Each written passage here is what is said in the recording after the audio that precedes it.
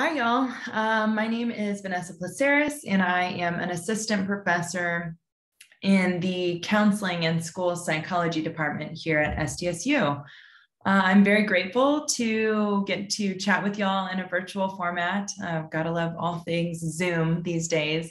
And I'm also grateful for the Women's Resource Center in general, and think that the series they've provided y'all are really helpful in creating community and talking about all things parenting and support for you fabulous group of women. So thank you for having me.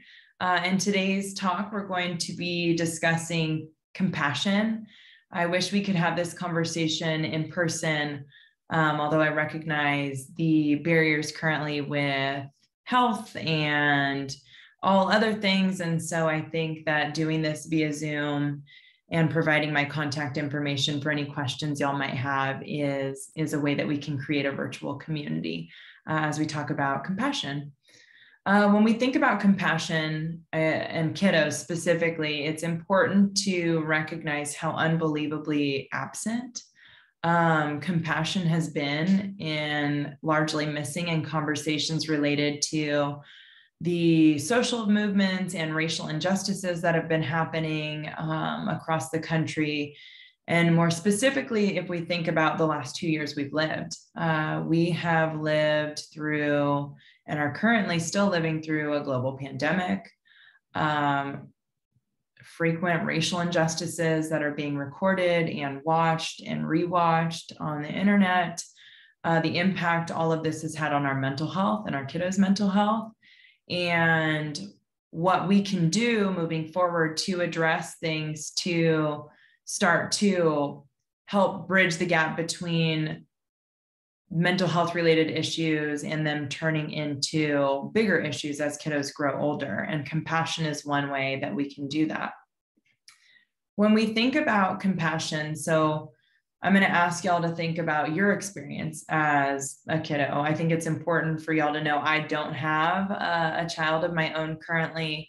I work with kids K through 12 as a school counselor, or I used to. And before I was a school counselor, I worked with predominantly undocumented and mixed status family households, doing a lot of play therapy with the children in the house and filial therapy with the family members. So getting families to interact in a different way through the use of play. So all of my advice, information is from the lens of a counselor, specifically a mental health counselor and a school counselor. So take what's helpful from this, and as always, leave what's not. You know your kiddo more and better than anyone else. And my offerings are suggestions to help inform the work that you're already doing to build a resilient and strong and kind child. So when we think about compassion, for today, we're going to focus on compassion towards other folks, so other students, other kids, versus self-compassion. Compassion is an individual's ability to recognize distress in other people and have a desire to alleviate that stress. When I was looking up Webster definitions of compassion, that is not what I was thinking compassion was going to be defined as, but it is. It's essentially you being able to recognize distress, emotional distress in another person, and wanting and feeling deeply that you want to help in some capacity. And so again, this is a recognition of others' emotional state, and it arises from a genuine care and concern for someone else, which is different again than empathy or sympathy. And we're going to focus again on kiddos' compassion towards others versus compassion towards self.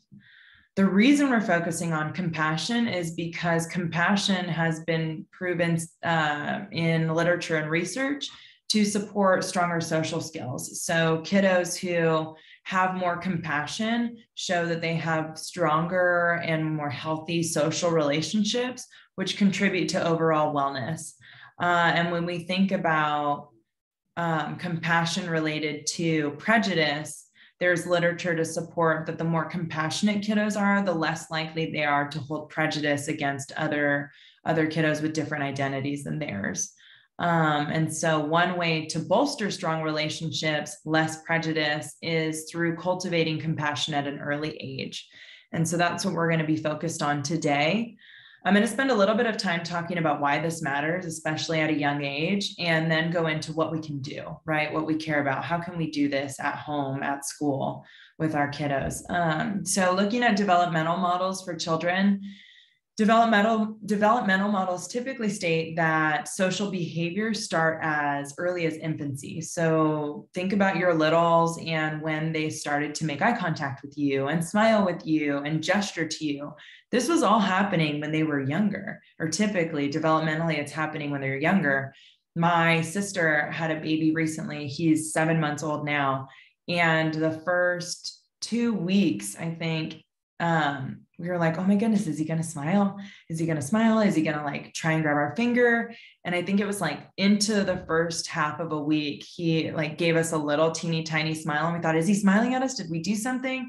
And recognizing he is starting to develop and recognize mom, dad, people that are giving him comfort and care. And so think about your kiddos and when you started to see them do things like smile, grab your fingers, recognize your voice, your smell, your physical touch. All of this is happening during infancy. And compassion is often developed as a child and modeled from home and school. And so when we think about ways to bolster compassion, a lot of this work is going to be done at home and hopefully at school, depending on what kind of social emotional programs y'all have, which we'll get into a little bit later.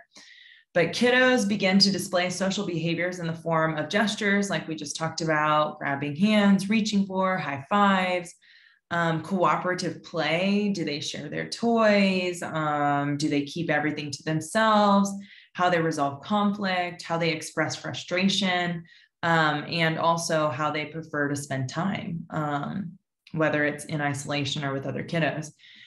And during childhood, especially into early elementary, these interactions become more complex because they're introduced to different group dynamics. So think about when your kiddo was an infant and exhibiting these behaviors, right, for touch, for play, and then how those behaviors and socialization skills kind of trickled into how they dealt with family members. What were they like when you brought them to grandma's house and all the cousins and aunts and uncles were around? Do they play with other children? Do those children look and or not look like them? And then what happens to all of those socialization skills when they go into elementary or kinder or daycare? And so these dynamics that they've learned on how to socialize begin to shift when they're introduced to group dynamics and recognize things like gender differences, ethnic and racial differences, who plays with who's sitting with who gets noticed for playing in a way that's supported and recognized as helpful versus who gets noticed for playing or showing up in a way that's lectured or given consequence, right? So they're starting to pick up on all of these social cues in their environments outside of the home. And during this time, pro-social behavior like compassion and helpfulness and kindness towards others can help increase and predict pro-social behavior. So if you started modeling, for example, what it looks like to address someone in distress, right? If you see somebody on the street and they seem lost or confused or need a resource of some kind, or if someone in the household is crying, what is the adult in the room's response to that? What are you doing and how are they picking up on how you interact with other people's emotions? Because that's directly going to impact the way they interact with other people's emotions. A longitudinal study, which means a study that was taken over time. So they got data from participants at one period of time, another period, and another period, and these can go for years, found that kiddos with lower social competence, so meaning not knowing how to interact with other kiddos, at the age of 4 exhibited unhealthy social behaviors into early adolescence. So if your kiddo's having a hard time socializing or connecting or sharing toys, for example, with kids around the age of 4. This study specifically showed that if kiddos were having a hard time being around other people and kids at the age of 4, they typically showed unhealthy social behaviors into early adolescence, which means early intervention is crucial in teaching kiddos how to be compassionate towards others, especially as it relates to prejudice and racist behaviors and ideologies. Speaking of prejudice behaviors, and I, again, am a school counselor, and so a lot of the work that I do clinically with children is in a school setting. Just did a site visit. And what that means is that I go to visit the elementary schools that my students are working at. And I went to a school and we were talking about the recent trials for different murders that have taken place over the last few years, and how important it is to address the systemic issues happening K through 12, specifically in the elementary level. And one of the adults in the building had shared that kids don't see color. And we had a long discussion of how that's actually not the case, that they're socialized to ignore it, and how that can actually be harmful in increasing prejudice. And I remember even being a kiddo myself, and my mom telling me not to stare and not to point out differences because I wanted to be polite, or I needed to be polite. And what that actually is doing is teaching kiddos to not celebrate and pay attention to what makes us unique. And in doing that can potentially bolster prejudice behavior in early childhood. And so studies have found that there's a peak in prejudice in mid-childhood, so around the age of 5 and 7. So for my adult at that school that said kids don't see color, if we're teaching kids this at a very young age before they go into the school place, then that prejudice or potential for prejudice increases around age 5 and 7, because we're not teaching compassion. We're not talking about how to understand differences or introducing them to circles and folks and people that are different and share different identities than they do. And if we're not doing that at an early age and addressing these things when they're younger, there's a higher likelihood that they exhibit prejudice and negative social behaviors towards other kiddos, especially as they enter early adolescence around 11, 12. The studies have also found that if your kiddos have less access to groups with students, play dates that look different than them or have different identities than they do, then they're more likely to have an increased prejudice. So again, the importance and significance of having play dates and social groups and friends and communities outside of communities within your own ethnic identity, if we're picking an identity, for example, and how having cross communication with groups that are different increases compassion towards other kiddos, because they're exposed to issues that different groups are facing that maybe they don't face. The study that I'm speaking about also found that in relation to increased prejudice, so the kiddos that didn't have exposure to groups other than their own, that weren't modeled how to deal with feelings or address feelings of others, ended up having increased risk-taking behaviors, so skipping school, failing classes, getting in fights. They also had lower self-esteem. And were diagnosed at higher rates with depression and anxiety. So again, if we're thinking about, well, what do we do? How do we intervene? Something as simple and small as finding intentional groups of playdates, kiddos who look different than your child, and having you model what dealing with other people's feelings looks like, how to be an empathic listener, how to cope with your own feelings, how to de-escalate someone else who might be in crisis or hurting, and do it from a genuine place of care. And so now we've talked about why compassion matters and how it could be helpful in decreasing prejudice behavior. You're probably thinking, well, what the heck am I supposed to do?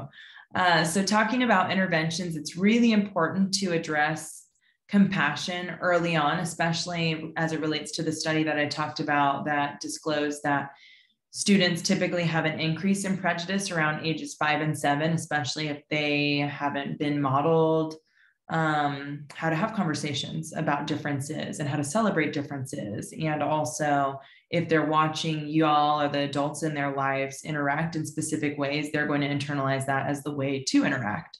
What else?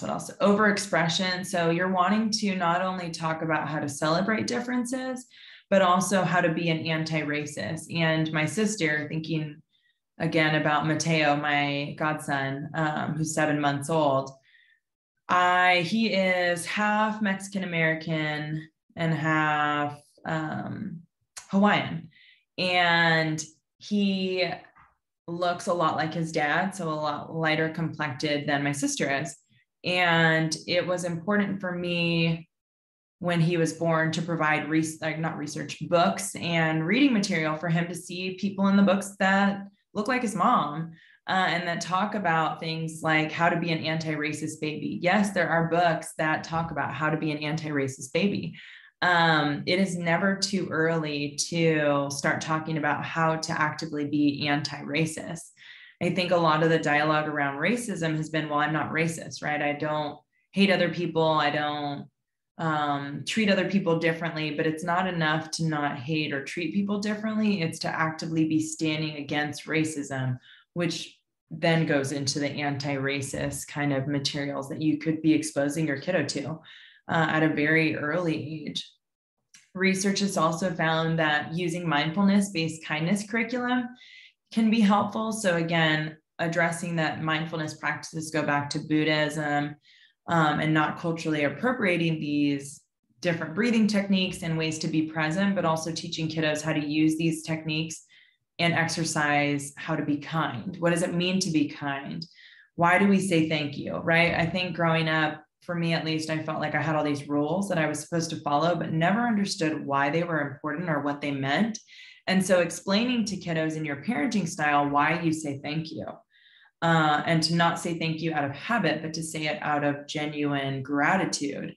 Also practicing things like gratitude, getting kiddos to practice what they're grateful for in the day. Something that has been helpful for my school counseling students in the elementary school specifically, especially in the last 2 years that we live, is teaching kiddos to see what they have to be grateful for when it feels like a lot of the world is upside down. And that's not toxic positivity, right? Not only seeing sunshine and rainbows everywhere, but genuinely thinking, what am I grateful for today? Today, I am grateful that I have a house over my head that protects me from the rain. And so again, it's not the world is great and everything's beautiful, but it's tangibly recognizing what in the day I was appreciative for. I was appreciative for my headphones and my phone, like that I have access to these things during my run, because it made my run more enjoyable, or that I can run, kind of thing. So getting kiddos to practice gratitude, a lot of what it is early on, or at least this is what my students are finding, is I'm grateful for my friends. I'm grateful for my family in whatever way that looks, or I'm grateful for lunch. I love grilled cheese, but getting them to practice how to think about being grateful. What else? So you're wanting to model empathy is another thing on how to teach compassion. So how do you respond as an adult to somebody in distress in your life? Do you try and get them to stop being distressed right away? Are you leaning into what could make them feel better? Are you providing solutions? Are you allowing them space to grieve or process whatever's happening and then moving into a place of trying to help? Because again, and you probably know this way better than I do, kiddos are like sponges and they soak up everything they see you do. And so if they're watching you respond to emotions in a specific way, they're going to learn how to do that, and then model that for the interactions that they have in the schools. So a big part of the work on teaching compassion is to model. And when we think about compassion related to prejudice behavior, again, talking about race, talking about ability, talking about sexuality and gender identity, talking about socioeconomic status, talking about conversations that I think a lot of times adults think kids can't have or don't know how to have, which just isn't true. We're just not, as adults, or at least for me, I wasn't providing opportunities for them to have it because I'm thinking they don't see, or at least that's what I thought before I started working with kids. And then I realized very quickly they see a whole lot and they know a whole lot. And I, as an adult, wasn't giving them credit for that. And so providing opportunities for them to talk about things. And ways that you can do that are increasing kiddos' feeling vocabulary, for example. There are plenty of feeling wheels. Google, literally just Google feeling wheel for children. And it'll pop up a huge paper with tons of different feeling words. And you can go through these and explain them to them. And maybe a part of practicing and exercising compassion is at the dinner table, or a time when y'all are all sharing space to say, how'd you feel today? How are you feeling right now? And then have them label a feeling so that they're getting used to naming what's happening for them, so that when they feel that, they can see that in other people. Using encouragement versus praise. So not focus so much on providing happiness to the kiddo by saying they did such a great job, but instead highlighting their effort in being a good human. So when we think about being a good citizen, like we want our kids to be good citizens, a lot of the focus in elementary through high school is on end product. What are their grades? What are their attendance? Did they get a green card or a red card? What does that mean? Behavior points. But not a lot of time in K through 12, there's attention given to highlighting effort, right? And this isn't a participation trophy. It's something like, if you see your student or your kiddo going out of their way to open a door for someone, you could highlight that, right? Not saying you're such a nice blank, but saying you really went out of your way to open the door for somebody. That was very kind of you, right? So being very specific about what they're doing and highlighting that versus just mentioning that they did a good job, or you did a great job, or you're really nice, or you're awesome. And again, this is really difficult. It's very difficult for me to unlearn. I was socialized and grew up receiving praise. Good job, Nessa. You did so good. Like, you're such a good student. But what does that mean? Doesn't mean a whole lot if you're not highlighting what they're actually doing well. And so getting used to that shift, especially as it pertains to them helping other people. Focus on valuing compassion over happiness. You are parents. I am not. So your job probably largely is to keep them safe, and in some ways to center their happiness, right? We want to see them happy. And at the same time, sometimes immediate happiness for them doesn't mean compassion for somebody else. And so getting them to think outside of their own immediate needs and recognize ways in which they can be more compassionate towards the greater good of the folks around them. This one, I've talked to a lot about my sister and she has a hard time with this, but exposing kiddos to human suffering. They see it. They may not have language to name it, but they see what's happening around them, whether it's the realities of racism, the recent trials for different murders that have taken place, the way that the current and previous president talked about different demographic groups and or laws put into place, the way that some kiddos get this and some kiddos get that. They're seeing this. And so again, addressing and naming the realities of racism, sexism, homelessness, homophobia. There are so many things that I think adults, or at least I did before my training, that don't provide space for kiddos to see what is really happening in the world, and shielding them for what we think is being helpful can create barriers to empathy. If kids aren't able to see human suffering and identify when people are hurting, then they're not able to exercise and practice the use of empathy and understanding of human pain and ways to be helpful. And I think some of that also comes back to us as models. How are we modeling the way we manage feelings? And are we being open about what we're experiencing in relation to racism? Are we talking about that? Are we talking about how it's hurtful and harmful? Or are we just saying, ignore it, right? Because allowing kiddos to see the realities can be helpful in them building empathy and compassion for humans hurting. We've talked about celebrate differences. It is not helpful to have kiddos turn an eye to other kiddos that are different than them, whether it's their ability, learning disorders, diagnoses, the color of their skin, height, weight, where they live, what they wear. It's important to teach kiddos to see the differences in other students and also be exposed to material from other groups. And that could be, I came across a book the other day that was talking about Day of the Dead and the celebration of Dia de los Muertos and what it means in Mexico and in the culture. And my sister's partner didn't know that that was a celebration. And he's, I think, 33. And so we talked about how exposing my godson, Mateo, to material for celebrating different holidays. Hanukkah is upon us currently. Is important, even if it's not necessarily a part of their cultural group, because it teaches them about folks outside of their world and their lens.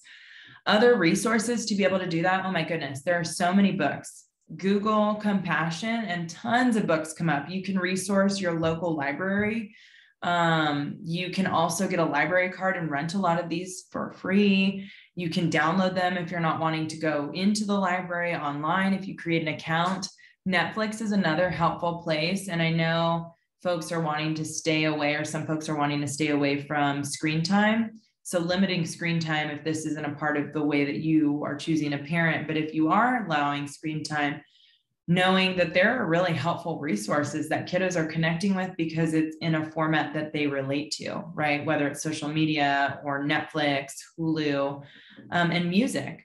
So many songs about compassion and kindness across the age span for K through 12. Education curriculum is another huge one. So ask your administration at the schools that your kiddos are going to what social emotional programs they have available. Schools historically haven't been a place, or at least when I was growing up, where we talked about emotions or how to be a kind human outside of don't bully. And now there's an intentional shift in the programming to include social emotional learning. How do you cope with different emotions? How do you address conflict management? And so asking your school what curriculum they have or don't have, and then potentially advocating for that curriculum to be introduced into the school setting. Another just thing to think about as we move into incorporating this compassion work with our kiddos is there was a study out of Harvard that asked adolescents what they thought their parents cared more about, their achievement and or being a kind citizen. And only 20% of the students in this survey said that they thought the most important goal for their kid was to be a kind student. And then thinking about, right, like how kiddos are socialized in the school setting. Grades matter, attendance matters, but very little attention is given to what kind of citizen you are. And I think if we work towards using language to promote and encourage kindness, compassion towards students and each other, it'll help bolster that number and increase that percentage. Because again, yes, achievement matters, grades matter. You need the grades to get to your next place.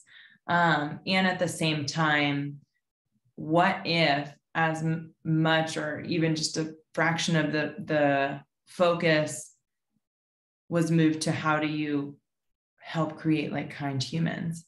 And I think that's where the social emotional programming is coming into play in K through 12. And so for y'all as parents, a lot of it is, okay, how can I model how to be a good human to my kiddo and recognize ways in which I can shift the way I handle my own emotions, or the way that I address other people's emotions or their emotions when they're in distress, and doing that work to help perpetuate a kind and caring community for you, for your family, and for your kiddo, so that the next generation of adults is coming from a place of compassion and care for each other, even in talking about differences, even in addressing politics, even in talking about different social movements, and the importance compassion can play in how those conversations go differently than they are currently being had if early intervention is addressed on how to bolster and increase compassion. So again, you are doing amazing work. You are loving on your kiddo the way that you know how. And my recommendations are based on my experience working with children and researching things like multiculturalism, racism, and prejudice. And a really neat thing is that we can make a big difference in the way that kiddos see each other and interact with the world as adults if we start to address compassion and how to care for each other. So go out into the world. I recognize this is longer than I had planned for it to be. I had a little video, but if you have spare time, look up Kid President. This kiddo breaks it down and talks about all the feels and ways in which we can actually make a difference in the world we're living in by exercising small acts of kindness and compassion towards the people around us. So go love on the people in your community. And thank you for letting me share space with you. My email will be attached on the flyer for y'all to contact me with any questions related to compassion and prejudice work and anti-racist, all things. So take good care of yourselves, love on your kids, and I will see you soon.